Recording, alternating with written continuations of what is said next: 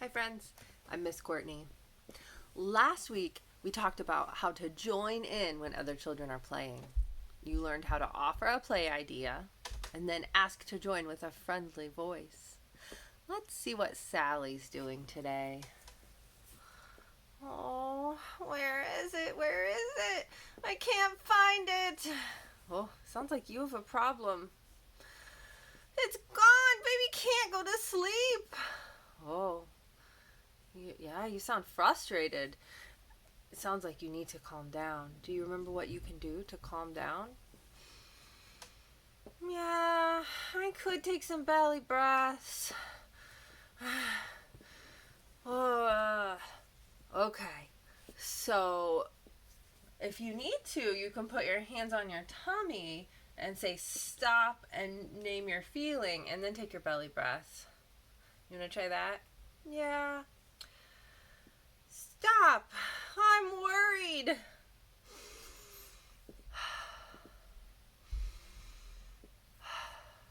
Okay. All right.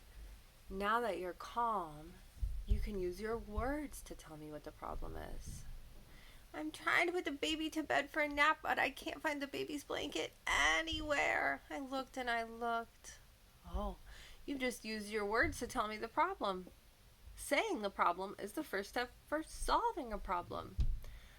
Will you help me find the blanket for my baby? Yeah.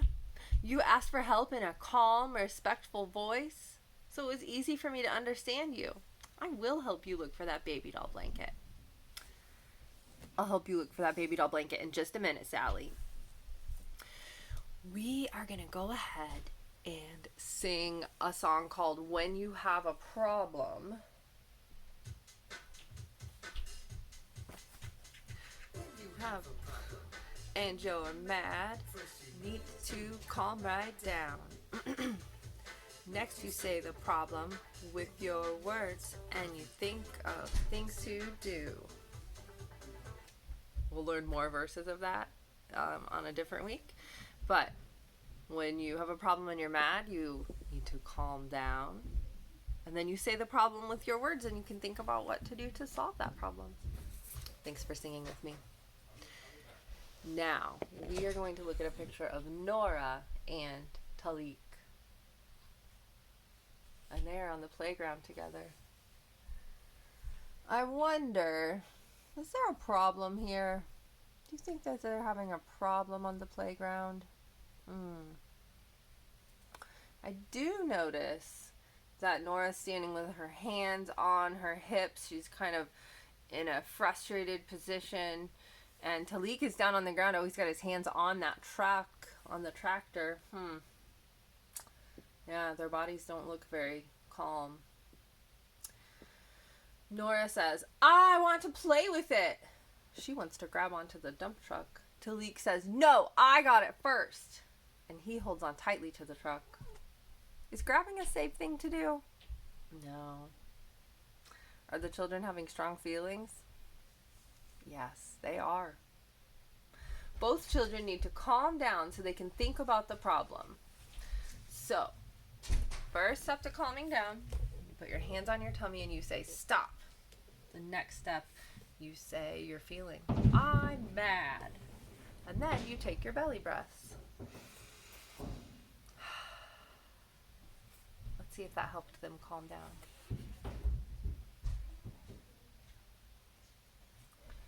We'll assume that it did help them calm down. We don't have a picture that proves it, but can you think of any ways that Nora and Talik could solve this problem?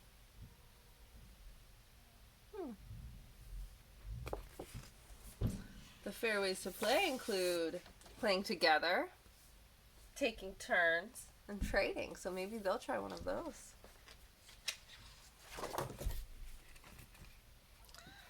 When you have a problem and are having strong feelings, first you need to calm down and then you say the problem. It's the first problem solving step.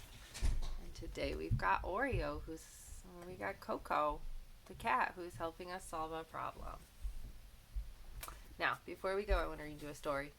And it's called Where the Wild Things Are by Maurice Sendak. And he did the the words and the pictures.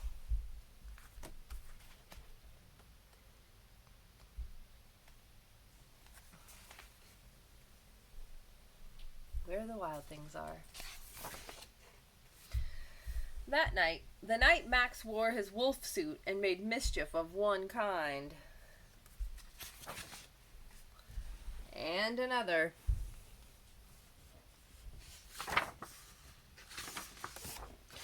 His mother called him Wild Thing, and Max said, "I'll eat you up." So he was sent to bed without eating anything. That very night, in Max's room, a forest grew and grew and grew until his ceiling hung with vines and the walls became the world all around.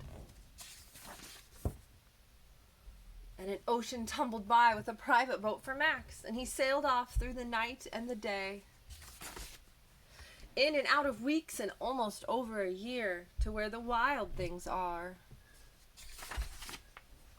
And when he came to the place where the wild things are, they roared their terrible roars, and they gnashed their terrible teeth, and rolled their terrible eyes, and showed their terrible claws. Till Max said, "Be still," and tamed them with a magic trick of staring into all their yellow eyes without blinking once. And they were frightened, and called him the most wild thing of all, and made him the king of all wild things. "And now," cried Max, "let the wild rumpus start." It's the wild rumpus. They're dancing and being silly,